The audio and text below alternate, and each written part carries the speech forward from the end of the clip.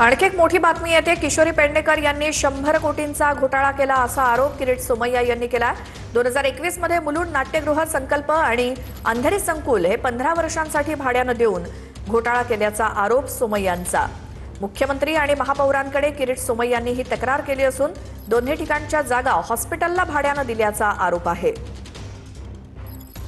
मुलुंडचं कालिदास नाट्यगृह संकल्प आणि त्याच प्रकारे अंधेरी येथील शहाजी राजे संकुल 15 वर्षासाठी एका प्रायव्हेट मेघखोना धनराज हॉस्पिटॅलिटी या डेकोरेटरला भाड्याने देऊन 100 कोटी रुपयाचा घोटाळा केला आहे।